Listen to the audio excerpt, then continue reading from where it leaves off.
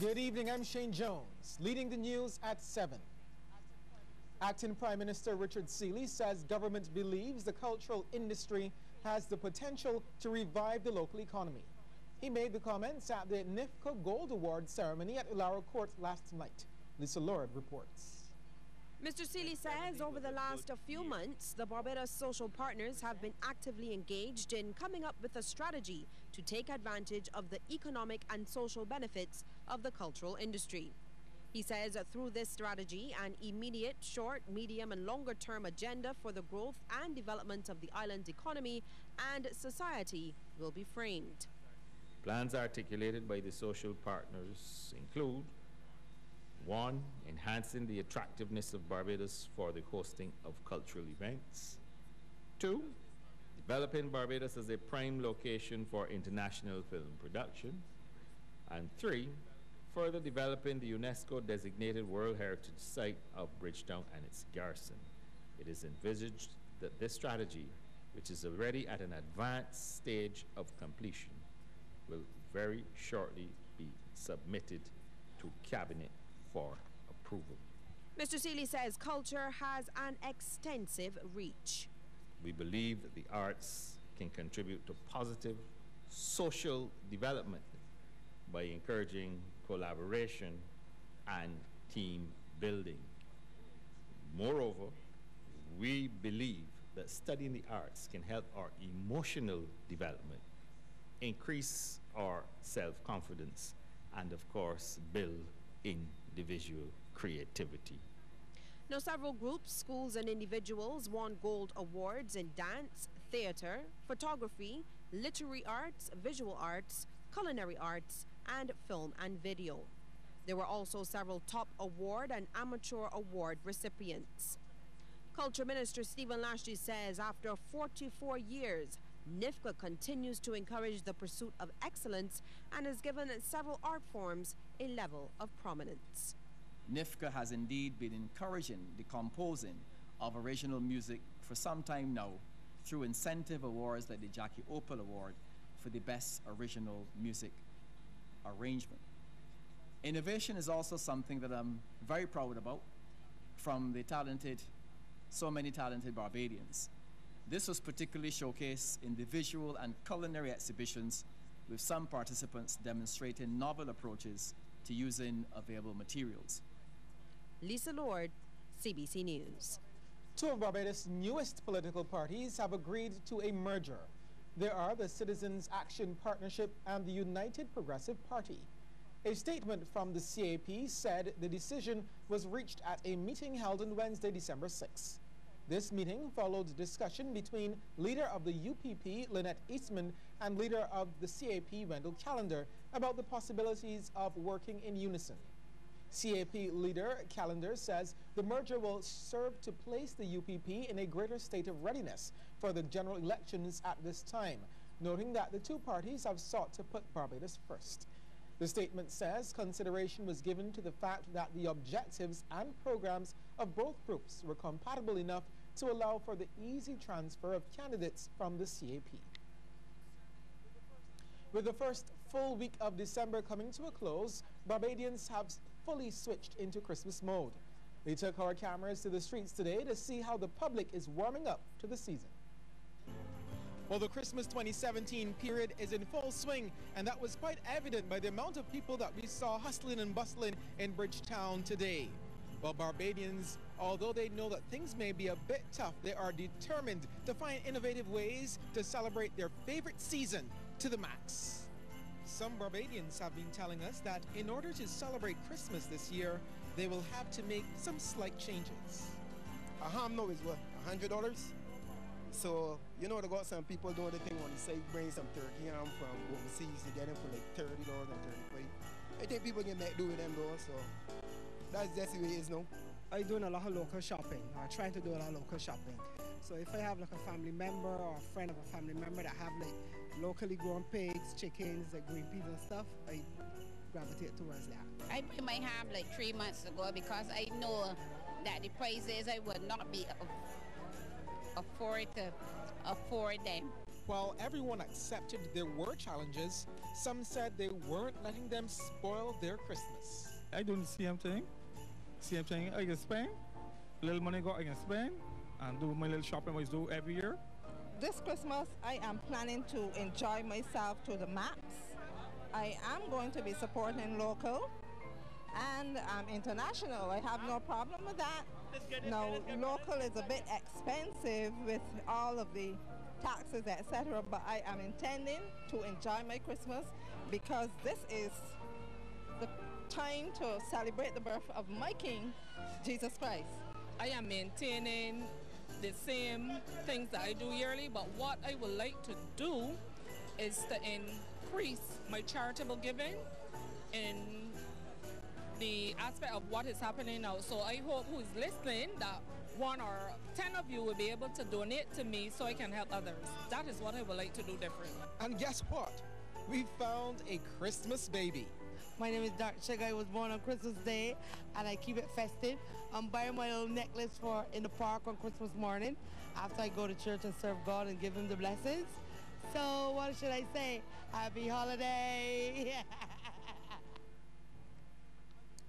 Hundreds of children attended the Christmas with the Lions event at Ilaro Court. The event, which is now in its 5th year, saw children from across the island being treated to sweets, face painting, jumping tents, and lots of music. Chair of the Christmas with the Lions Committee, Maureen Graham, says they are able to host the event thanks to the kind assistance of Corporate Barbados. All our clubs are participating, and as you know, we have 8 clubs in Barbados serving the entire island. So each club is responsible for their catchment of children, which they will bring here. I must say that this event is done in collaboration or in partnership with the Barbados Public Workers Credit Union. Their thrift club is here today, and they would have over 150 children in the group here today. We intend for the children, it's a free event. We actually, through sponsorship and the Lions contribution, we're able to put it on. We do have Digicel with us here today. They're part of our sponsors. And we have Brookfield Bank. So we do have Corporate Barbados who come out and help us as much as they can. We expect the children to have a wonderful time, as you see on the games, the slides we have for them. We have face painting. We have a photo booth where they are going to be given the opportunity to dress up as cowboys and just have a wonderful evening. Okay, we'll take a short break here and come back with more news. By popular demand, Barbados Lumber Company, Waterford and Spikestown will be repeating their 20% discount store-wide sale this Friday and Saturday and extended to Sunday from 10 a.m. to 2 p.m. at Waterford and 3 p.m. to 7 p.m. at Spikestown. Get in the Christmas spirit with 20% discount from Barbados Lumber Company this Friday, Saturday, and Sunday. Terms strictly cash.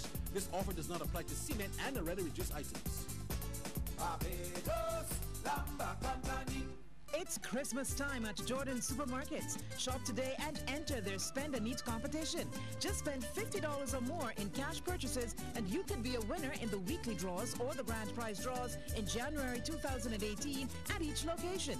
5 free $200 grocery shopping sprees each week and the final draw of $5,000, $4,000, $3,000, $2,000 and $1,000 from each location. Jordan's is giving away $100,000 in free groceries this Christmas. Come, spend and eat.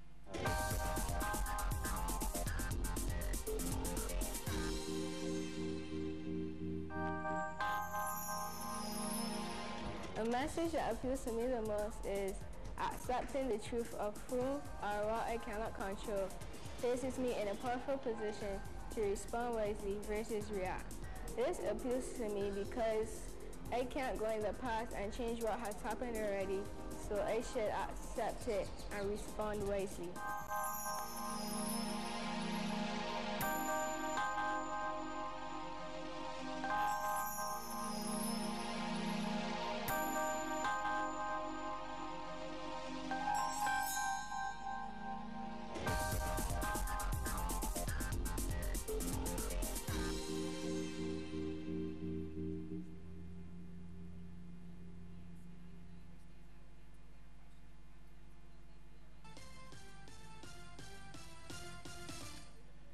In the face of criticism, In some quarters, the Barbados-based Caribbean Examination Council is standing by its introduction of e-marking.